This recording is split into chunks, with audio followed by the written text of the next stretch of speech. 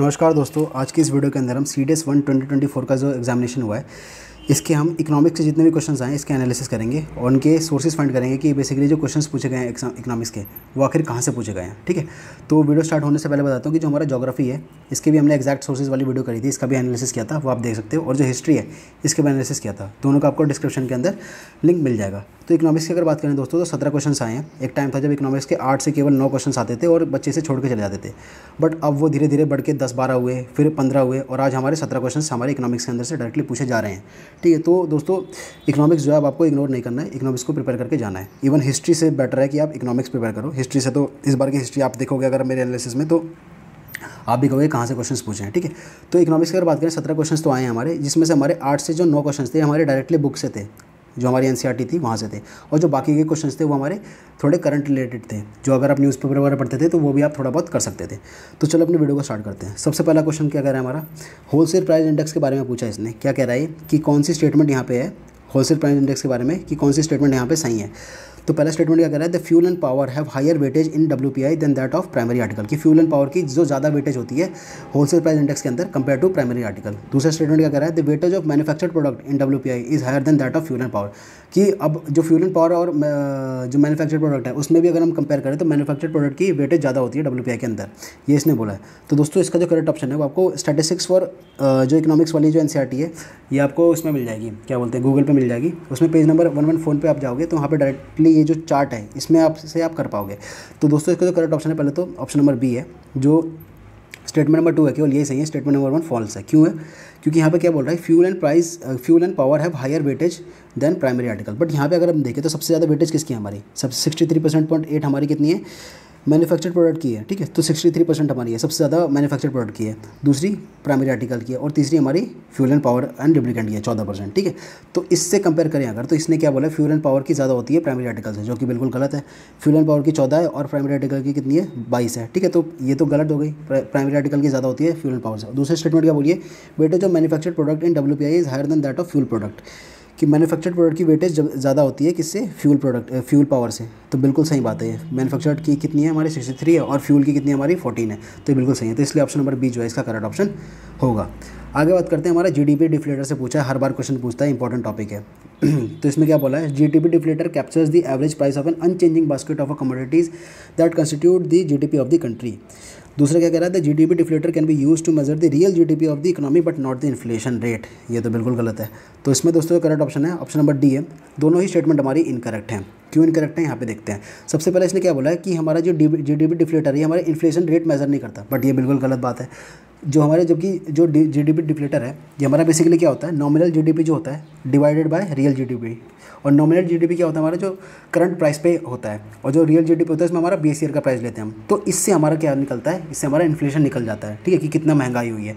यहाँ पे इसने एग्जांपल करके दिखा भी रखा है, ये जो पेज नंबर 26-27 में आप पाओगे मैक्रो इकोनॉमिक्स के NCERT, तो इसमें यहाँ पे ब्रेड का एग्जांपल लेके बताया हुआ था कि 2001 में ब्रेड की प्राइस जो थी और 2002 में जो ब्रेड सन 2000 में जो ब्रेड की प्राइस थी वो 1.5 टाइम्स इंक्रीज़ हो गई। इन्होंने ये कैलकुलेट करके दिखाया था एज एन एग्जांपल। ठीक है, तो यहाँ पे जो इन्फ्लेशन है वो दर्शाता है हमारा GDP डिफ्लेटर, तो ये बिल्कुल यहाँ पे सही बात है। और यहाँ पे इसने क्या बोल रखा है कि हमारा इन्फ्लेशन नहीं दर्शाता, इसलिए जो ये स्टेटमेंट गलत हो जाएगी। ऊपर क्या कह रहा है ये, GDP deflator captures the average price of an unchanging basket of a commodities. Unchanging basket मतलब कि एक ऐसी कमोडिटी का प्राइस करता है जो कि कांस्टेंट है, जो कि फिक्स्ड है। तो ये GDP डिफ्लेटर का इससे कोई लेना देना नहीं है। जो गुड बास्केट है इसका हमारा प्राइस इंडेक्स से लेना देना होता है। ठीक है, यहाँ पे अगर आप देखो कंज्यूमर प्राइस इंडेक्स में तो यहाँ पे बता रखा है this is the index of prices of an given basket of commodities, कि एक पर्टिकुलर जो कमोडिटीज़ है उसके बारे में बात करता है। बल्कि जो GDP डिफ्लेटर होता है ये सारे जितने भी देश के अंदर गुड्स एंड सर्विसेज होते हैं सबके बारे में बात करता है। ठीक है, तो इसलिए स्टेटमेंट नंबर 1 इनकरेक्ट हो जाएगी और ऑप्शन नंबर डी जो है इसका करेक्ट ऑप्शन होगा। आगे बात करते हैं, which of the following statement is या आर करेक्ट। तो पहला स्टेटमेंट क्या कर रहा है, the price index captures the change in the average price of a constant basket of commodities. दूसरा कह रहा है if the price index takes value 100, 110, 121 in the 3 consecutive years respectively then the inflation rates in the second and third year are 10% and 21% respectively. तो दोस्तों इसमें अगर बात करें तो अगर आप ये वाली स्टेटमेंट देखो, the price index captures the change in the average price of a constant basket of commodities, ये बिल्कुल सही बात है। यहाँ पे देखो हमने यही चीज़ पढ़ी थी कि जो प्राइस इंडेक्स होते हैं हमारा ये एक कांस्टेंट या फिर अनचेंजिंग बास्केट के बारे में बात करते हैं। ठीक है, और ये इसने यूपीएससी ने यहीं पे कंफ्यूज करके हमें प्राइस इंडेक्स की जगह यहाँ पे जीडीपी डिफ्लेटर दे दिया था, इसलिए इनकरेक्ट था। तो ये पहली स्टेटमेंट तो बिल्कुल करेक्ट होगी। और जो दूसरी स्टेटमेंट है दोस्तों, इसमें केवल आपको बेसिक मैथ लगानी थी। ये वाली जो स्टेटमेंट है इनकरेक्ट है। क्यों इनकरेक्ट है? इसने क्या बोला कि हमारे जो अगर हम प्राइस इंडेक्स की बात करें तो 100 था, 110 था दूसरे ईयर में, और हमारा 121 था तीसरे ईयर में। तो इसने क्या बताया कि यहाँ से यहाँ तक इंक्रीज़ हुआ, जो हमारा क्या बोलते हैं इन्फ्लेशन रेट, ये हमारा 10% हुआ, और यहाँ से यहाँ तक जो हुआ हमारा, ये हमारा 21% हुआ। बट ये बिल्कुल गलत बात है। क्यों गलत बात है? इसमें बेसिक मैथ लगनी थी और कुछ नहीं। देखो ये वाली चीज़ जो 110 से 121 में जंप हुआ उसे कैलकुलेट करते हैं। कैसे कैलकुलेट होगा? 121 माइनस 110 अपॉन बेस ईयर ले लेंगे। 100 जो बेस इससे वाला है कहाँ से इंक्रीज़ हुआ, 110 से हुआ, कितना आएगा 11 अपॉन 110, यानी कि 11 × 11, 11 10 जा 110 है ना। तो 1/10 आ गया हमारा। तो 1/10 इंटू 100 करेंगे हम परसेंटेज निकालने के लिए, तो क्या होगा 10% आया ना। ये तो यहाँ पे 21% लिख रखा है, तो इसलिए ये चीज़ इनकरेक्ट हो जाएगी। और इसीलिए जो हमारा ऑप्शन नंबर ए है that will be the correct option, कि पहली स्टेटमेंट ही सही है, ये जो स्टेटमेंट है ख़राब है। ठीक है, यहाँ पे देख भी सकते हो आप, ये CPI के बारे में जो कंज्यूमर प्राइस इंडेक्स है, ये हमारा एक फिक्स प्राइस के बारे में बात करता है, गिवन बास्केट के बारे में बात करता है। ठीक है, आगे बात करते हैं।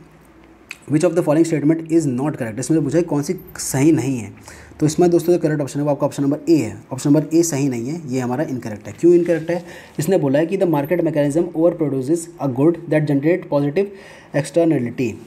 तो इसमें बेसिकली क्या बोला है कि एक मार्केट मैकेनिज्म अगर कोई भी प्रोडक्ट ज़्यादा बना देता है तो उससे क्या होगा, वो पॉजिटिव एक्सटर्नलिटी डेवलप करेगा। ये बिल्कुल गलत बात है। पॉजिटिव एक्सटर्नलिटी ना डेवलप करके वो नेगेटिव एक्सटर्नलिटी डेवलप करेगा।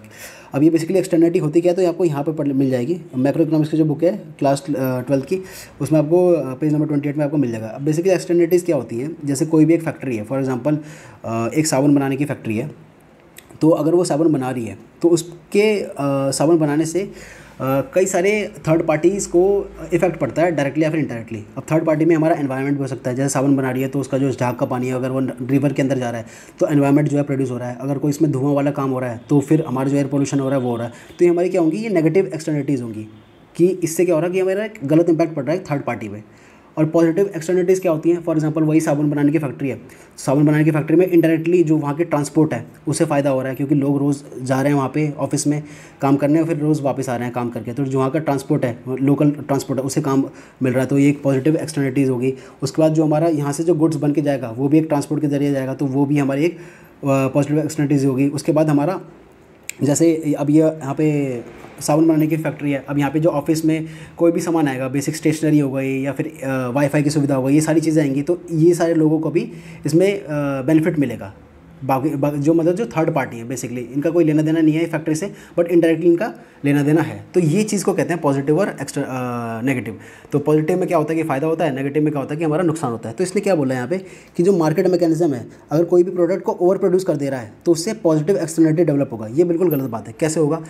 क्योंकि अगर मान लो कि साबुन ही बना रही है वो, अगर कोई फैक्ट्री और बहुत ज़्यादा बना रही है, जितनी डिमांड नहीं है उससे ज़्यादा बना दे रही है, क्योंकि यहाँ पर लिखा है ना ओवर प्रोड्यूसेस, तो उससे क्या होगा, एक तो पहले तो एनवायरमेंटल डिग्रेडेशन होगा, जो रॉ मटेरियल आ रहा है उसका वेस्टेज होगा, ठीक है। तो ये सारी चीज़ें होंगी, तो इस वजह से क्या होगा, ये नेगेटिव एक्सटर्नलिटी होगा, बुरा इंपैक्ट पड़ेगा थर्ड पार्टी में, ना कि पॉजिटिव पड़ेगा, ठीक है। इसलिए जो ऑप्शन नंबर ए है ये इसका करेक्ट ऑप्शन होगा। और एक्सटर्नलिटीज़ के बारे में यहाँ पे इस वाले पैराग्राफ के अंदर बहुत अच्छे से एक्सप्लेन कर रखा है, इसे आप अपना पढ़ लेना आराम से वीडियो पॉज करके, या फिर आप जब बुक पढ़ोगे, आप एग्जाम ये प्रिपेयर करोगे तो आप अपना कर लोगे। यहाँ पे रिफाइनरी का एग्जांपल देके इन्होंने समझाया था, ठीक है। तो ये भी यहीं से पूछा गया है, कोई दिक्कत वाली बात नहीं है। आगे बात करते हैं, which of the following are included in M1 definition of money for the Indian economy. ये भी अगेन नैरो मनी से रिलेटेड हमेशा क्वेश्चन आता है, CDS 2 2023 के अंदर भी आया था, CAPF के अंदर भी पूछते हैं, बहुत ज़्यादा इंपॉर्टेंट टॉपिक है मैक्रो इकोनॉमिक्स का। तो इसमें क्या बोला है इसमें कि M1 डेफिनेशन ऑफ जो मनी है, which of the following are included in the definition of money of an Indian economy, ठीक है। तो M1 के अंदर कौन कौन सी इसमें है आती है, रिजर्व है, करेंसी है, टाइम डिपॉजिट है, डिमांड डिपॉजिट है। तो इसमें हमारी कौन कौन सी है, हमारी केवल 2 और 4 ही आएंगी, करेंसी आएगी और हमारी जो डिपॉजिट्स होती हैं वो आएंगी। तो यानी कि 2 और 4 जो है ये इसका करेक्ट ऑप्शन होगा, ठीक है। ऑप्शन नंबर सी जो है ये इसका करेक्ट ऑप्शन होगा, केवल 2 और 4 जो है करेंसी और डिमांड डिपॉजिट यही आएगा। डायरेक्टली हमारा पेज नंबर 48 पे चले जाना, मैक्रो इकोनॉमिक्स की NCERT, वहाँ पे देखो, यहाँ पे डायरेक्टली बता रखा है legal definition, narrow and broad money.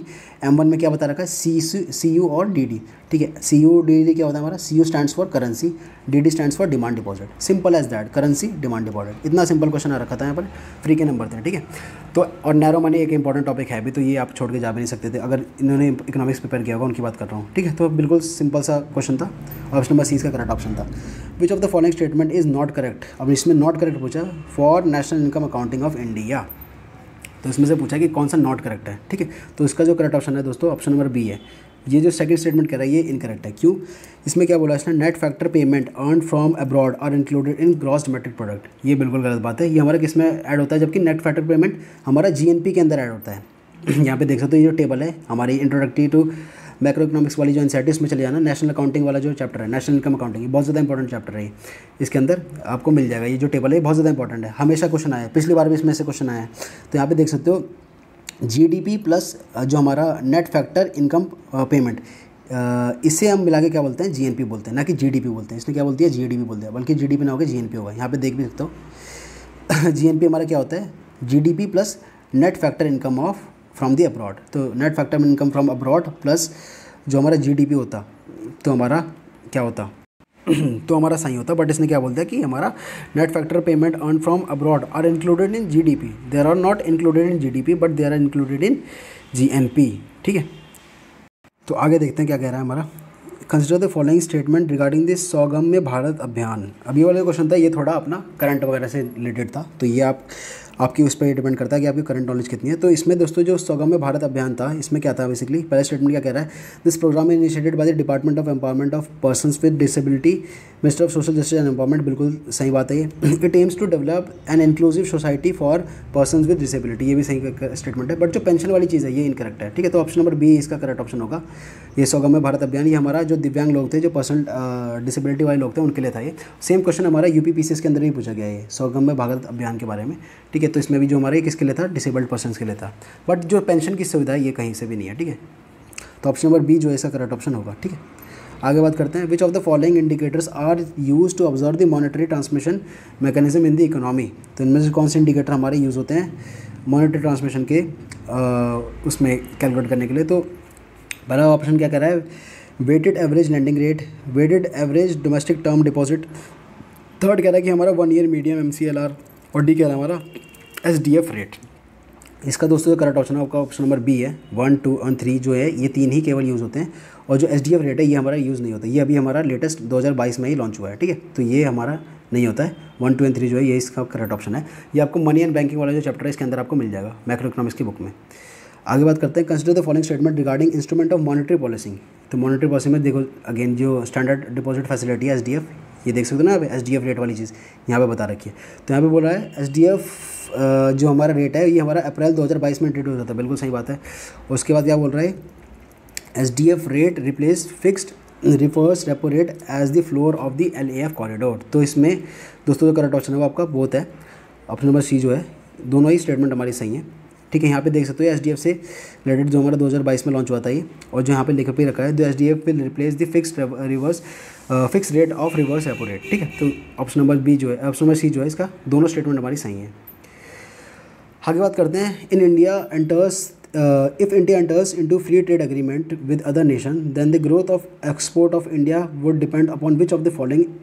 तो इसमें स्टेटमेंट नंबर 1 कह रहा है extent of tariff reduction viz MNF tariffs, extent of relaxation in terms of rules of origin, extent of relaxation in sanitary and phytosanitary measures, level of manufactures in India and income of nation in which the India enters into FTA। तो दोस्तों ये वाला question था, अगर आप newspaper पढ़ते हो तो आपके लिए करने लगता है, ठीक है।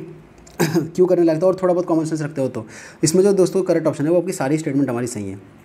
ऑप्शन नंबर जी जो डी है हमारा, ये हमारा करेक्ट ऑप्शन होगा, ऑप्शन नंबर डी, ठीक है। क्योंकि देखो अब फ्री ट्रेड एग्रीमेंट जो है ऐसी चीज़ है हमारी कि हमारी हमेशा न्यूज़ में रहती ही रहती है, ठीक है। अभी हमारा UK के साथ भी कुछ टाई अप हुआ था, उसके बाद जो इंडिया जो कई सारे नेशंस हैं अपना फ्री ट्रेड एग्रीमेंट साइन करते रहते हैं। इससे क्या होता है, ट्रेड को बहुत ज़्यादा बूस्ट मिलता है।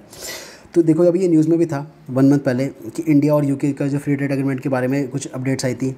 उसके बाद EFTA के साथ भी हमने कुछ एग्रीमेंट साइन किया था। तो बेसिकली फ्री ट्रेड एग्रीमेंट हमारा होता क्या है, यहाँ पे देख सकते हो, is a multinational agreement in form of free trade area between 2 और more nation to reduce the barriers and to execute imports and export among them. ठीक है, तो जितने भी बैरियर्स होते हैं जब कोई बंदा कोई दो कंट्रीज एक्सपोर्ट करती हैं आपस में या इंपोर्ट करती हैं आपस में, तो बहुत सारे बैरियर्स होते हैं, बहुत सारे टैक्सेस होते हैं। ठीक है, तो उन सब फ्री ट्रेड एग्रीमेंट में होता है वो सारी चीज़ें को बिल्कुल ही रिड्यूस कर देते हैं। ठीक है, तो इसने क्या बोला है, इफ़ अगर इंडिया फ्री ट्रेड एग्रीमेंट में एंटर करती है किसी नेशन के साथ, then the growth of export of India वो depend upon which of the following. तो जितना ज़्यादा टैरिफ कट होगा, ठीक है, उतना ज़्यादा फ्री ट्रेड को फायदा होगा। बिल्कुल सही बात है भाई, जितना ज़्यादा टैरिफ कम होगा उतना ज़्यादा जो गुड का प्राइस है वो हमारा कम रहेगा। जितना ज़्यादा रिलैक्सेशन रहेगा, ये भी बिल्कुल सही बात है, उतने ज़्यादा हम गुड्स को प्रमोट कर पाएंगे।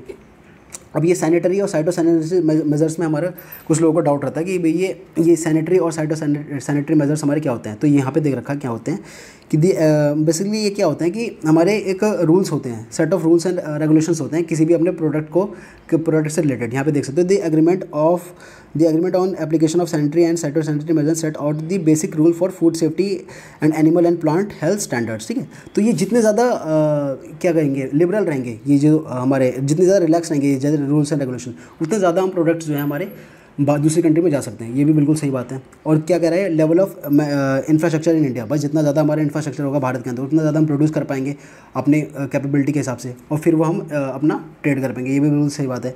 और income in nation in which India enters to FTA, और जो दूसरी इनकम मतलब ये जिस कंट्री में हमारे जो प्रोडक्ट जा रहे हैं, जिसमें हम एक्सपोर्ट कर रहे हैं, उसके इनकम पे भी डिपेंड करता है। भाई हम ऐसा प्रोडक्ट भेज दें वहाँ पे कि वहाँ की जो लोग हैं वो अफोर्ड ही ना कर पाए, तो भी क्या फ़ायदा है। ठीक है, जैसे पाकिस्तान जैसे देश में अगर भेज दिया तो वहाँ पे अफोर्ड ही नहीं कर पाएंगे तो क्या फ़ायदा है। ठीक है, तो श्रीलंका में भेज दिया कोई अफोर्ड ही नहीं कर पाएगा, तो जो दूसरी देश की जो इनकम है वो भी डिपेंड करती है। तो जो पाँचों फैक्टर हैं ये सारे डिपेंड करते हैं। अगर आप न्यूज़पेपर पढ़ते हो तो आपको ये चीज़ करनी चाहिए थी।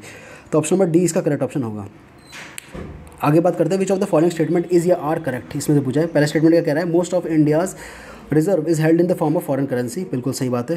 अगला क्या कह रहा है, there is no cost of holding foreign currency as a reserve by a nation. ठीक है, तो ये भी बिल्कुल गलत बात है। तो इसका दोस्तों करेक्ट ऑप्शन है आपका ऑप्शन नंबर ए होगा। यहाँ पे देख सकते हो फॉरेन एक्सचेंज के बारे में भी हमारा जो है ये इंडियन एक्सप्रेस वगैरह के अंदर काफ़ी न्यूज़ में रहता है। जो इकोनॉमिक्स वाला एक प्रॉपर पेज होता है उसमें इंडियन एक्सप्रेस में, तो उसमें से भी आप पढ़ सकते हो इन सब चीज़ों के बारे में।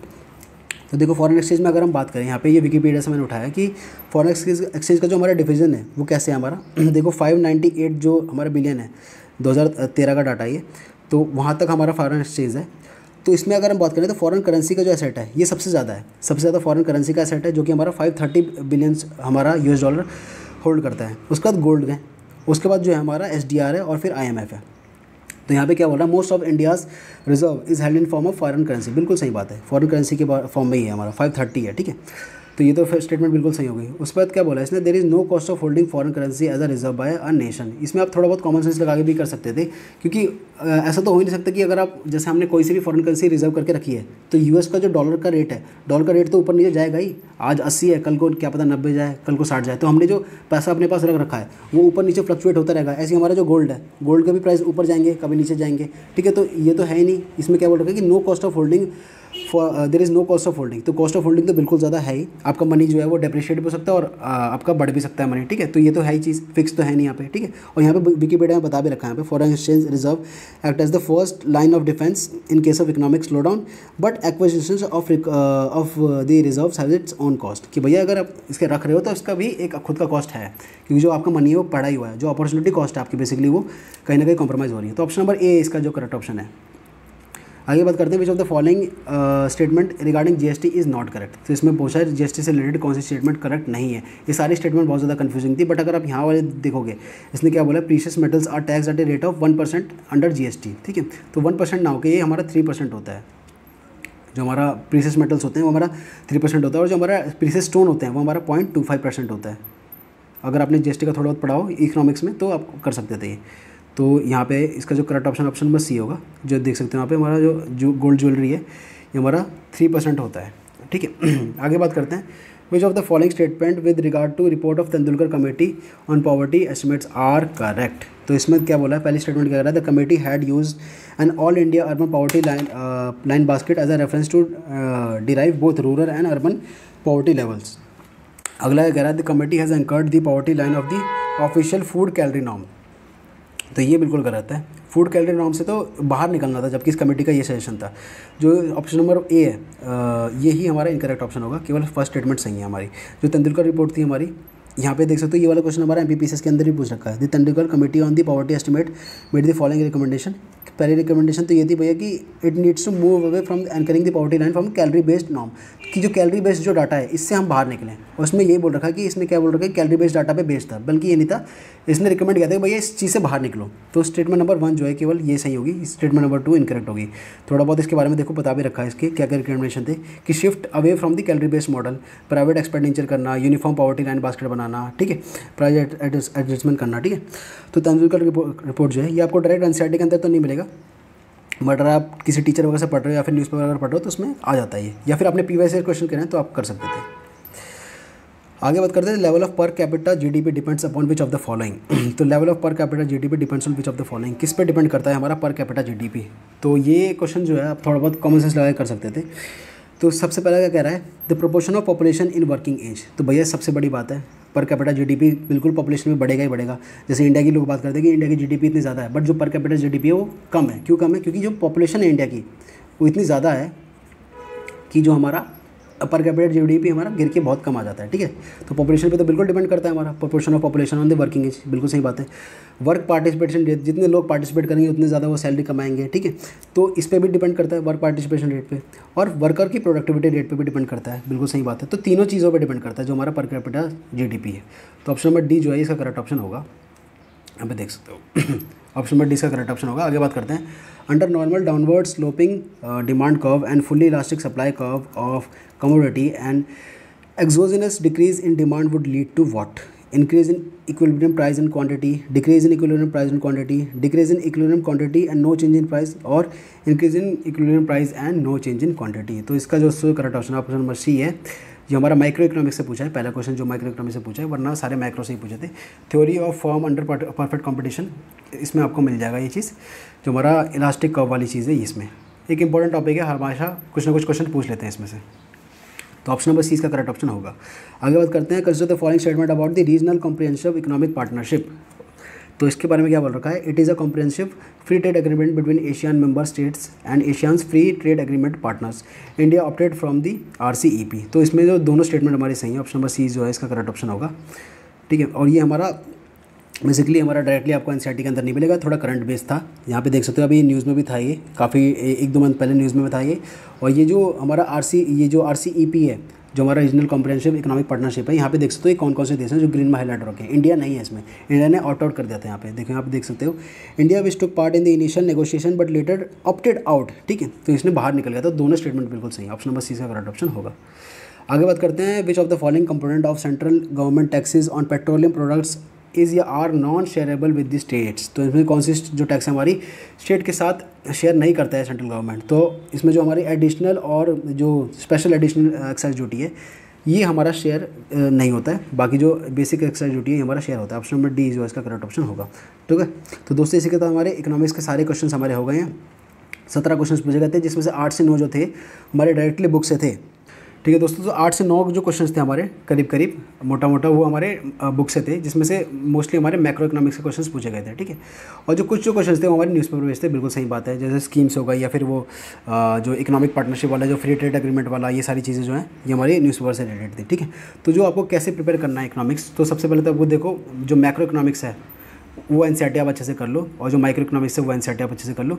कुछ टॉपिक्स जो आपको समझ में नहीं आते वो यूट्यूब से पढ़ लेना आप, लेकिन जो ये एनसीईआरटी ऐसे जरूर पढ़ना, ठीक है। यूट्यूब से कुछ टॉपिक समझ सकते हो, जैसे आपको इन्फ्लेशन समझ नहीं आ रहा था, आपने यूट्यूब पे सर्च किया, वहाँ से आप समझ सकते हो ये सारी चीज़ें। उसका जो न्यूज़पेपर है, न्यूज़पेपर पढ़ना बहुत ज़्यादा इंपेरेटिव है, बहुत ज़्यादा ज़रूरी है। आप इंडियन एक्सप्रेस पढ़ सकते हो या फिर हिंदू पढ़ो, कुछ भी पढ़ो, इंडियन एक्सप्रेस पढ़ लो चाहे। वहाँ पर जो ये सारे टर्म्स जो होते हैं, जैसे रेपो रेट हो गया, जैसे हमारा फ्री ट्रेड एग्रीमेंट हो गया, ठीक है, ये सारे जो टर्म्स आपके डेली न्यूज़ में रहेंगे, इनको आपको पता होना चाहिए कि बेसिकली जो रेपो रेट है, ये FTA है, ठीक है, या फिर ये कोई इकोनॉमिक पार्टनरशिप के बारे में बात कर रहा है, तो ये क्या है, इसको आपको इग्नोर नहीं करना। ये जो टर्म्स हैं, इन टर्म्स को आपको इग्नोर नहीं करना है, इनके आपको मीनिंग पता होने चाहिए, ठीक है। तो आपके जो बाकी सारे क्वेश्चन है ये भी आप सॉल्व कर पाओगे, ठीक है। तो ऐसे आपको प्रिपेयर करना है। और अगर आपको ये इतना नहीं भी हो पाता, तब भी आपके देखो 17 में से 8 से 9 क्वेश्चन आपके एनसीईआरटी से हो जा रहे हैं। बट जो है न्यूज़पेपर है आपको वो तो पढ़ना ही चाहिए। देखो इंग्लिश के लिए भी मैंने पहले ही बोला था इंग्लिश वाले स्ट्रैटेजी में कि आपको न्यूज़पेपर पढ़ना चाहिए। खासतौर से जैसे अब जो पेपर का पैटर्न बदल जाता है, तो उसमें आपको एक ठोस जो इंग्लिश की जो नॉलेज है वो होनी बहुत ज़्यादा ज़रूरी है, जो कि आपको रीडिंग से आएगी। जब आप रीड करोगे तो आप नए नए वर्ड्स के साथ रूबरू होगे, नए नए वर्ड्स के साथ रूबरू होगे, नए नए ईडियम्स एंड फेसेस के साथ रूबरू होगे, तो वहाँ से आपको ये स्ट्रॉन्ग मिलेगा। प्लस आप अगर आप CAPF की भी प्रिपरेशन कर रहे हो तो उसमें आपको पेपर 2 में बहुत ज़्यादा हेल्प मिलेगी, क्योंकि वहाँ पे जैसे एडिटोरियल आप पढ़ोगे तो जो पैटर्न में लिखे रहते हैं, जो फ्लावरी लैंग्वेज में लिखे रहते हैं, ठीक है, और किस तरह से डाटा को डाइवर्सिफाई करते हैं, वो पाई चार्ट बनाते हैं, ये सारी चीज़ें आपको पेपर 2 के अंदर बहुत ज़्यादा काम आएंगी। तो इसलिए न्यूज़पेपर पढ़ना बहुत ज़्यादा इंपैरेटिव है, ठीक है। तो दोस्तों this was all about this video, जिसमें हमने इकोनॉमिक्स के बारे में बात करा था, ज्योग्राफी और हिस्ट्री के बारे में बात कर रखा है हमने, इकोनॉमिक्स के बारे में बात कर रखा है, तीनों के हमारे एनालिसिस आ चुके हैं। और अब जो हमारा साइंस का रह रहा है, ठीक है, और जो बाकी सब्जेक्ट कोई रह रहा होगा तो उसका भी कर लेंगे। जैसे हाँ पॉलिटी का रह रहा है, तो साइंस और पॉलिटी का रह रहा है, इसका भी हम जल्दी एनालिसिस कर लेंगे, ठीक है। तो दोस्तों मिलते हैं आपको अगली वीडियो में, तब तक के लिए जय हिंद, जय भारत।